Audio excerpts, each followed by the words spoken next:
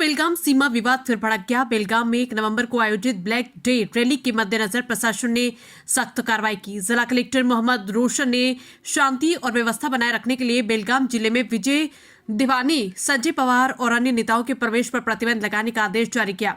इसी बीच आज सुबह जब सांसद दर्शिल माने इस फैसले पर चर्चा के लिए बेलगाम पहुंचे तो उन्हें भी बेलगाम पुलिस ने तुरंत गिरफ्तार कर लिया। इस घटना के बाद कागल हाईवे पर छावनी जैसा माहौल बन गया। कोल्हापुर बेलगाम सीमा विवाद का मुद्दा एक बार फिर गर्मा गया। प्रशासन ने बेलगाम में ब्लैक डे रैली से पहले ही सारी तैयारियां कर ली और प्रमुख नेताओं पर प्रवेश प्रतिबंध के आदेश लगा दिए। जब सांसद दर्शिल माने इस फैसले पर चर्चा करने के लिए बेलगाम में दाखिल हुए तो पुलिस ने उन्हें तुरंत गिरफ्तार कर लिया।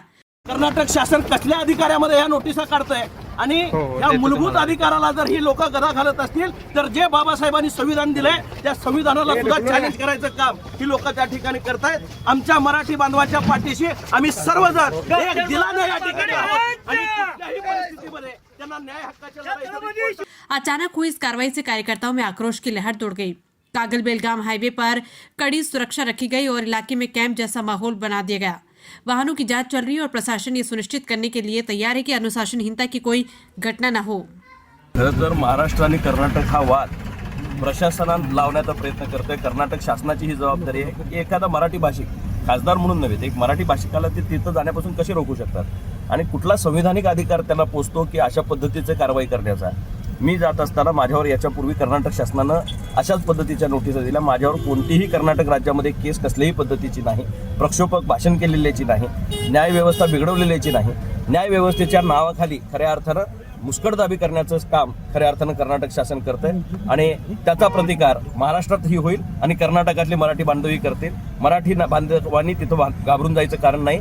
संपूर्ण राज्य तुमच्या पाठीशी त्या ठिकाणी उभे आहे आणि आम्ही सर्व लोकप्रतिनिधी मराठी माणसाच्या पाठीशी खंबीरपणे उभे। अटक करताना कलेक्टरने तिथं जी ऑर्डर काढली ही मुळातच संविधानाला धरून नाही आणि आज सुद्धा मी लोकसभेमध्ये याच्यावर हक्कभंग या ठिकाणी दाखल करणार आहे की कलेक्टरांनी गैरवापर या ठिकाणी त्यांच्या अधिकारांचा केला आणि एका लोकप्रतिनिधीला जो भारतीय लोकशाहीचा घटक आहे 545 खासदारांच्या मधला मी एक खासदार आहे आणि एका खासदारानं दुसऱ्या राज्यात न जाणं हे भारताच्या लोकशाहीला एक वेगळा दिवस या ठिकाणी जो काळा दिवस ते साजरा करतायत त्याचं कारण काय असेल तर अशा पद्धतीची दडपशाही आहे हे एकदा परत कर्नाटक शासनानं या ठिकाणी सिद्ध केलं। मुद्दा काय आता ही लढा किती चिघळणार आहे हे तर कर्नाटक शासनानं जर समजवलं नाही, लोकांना प्रक्षोभक करण्याचं काम खरं तर कर्नाटक शासन करतंय आणि या शासनाचा आम्ही निषेध करतो।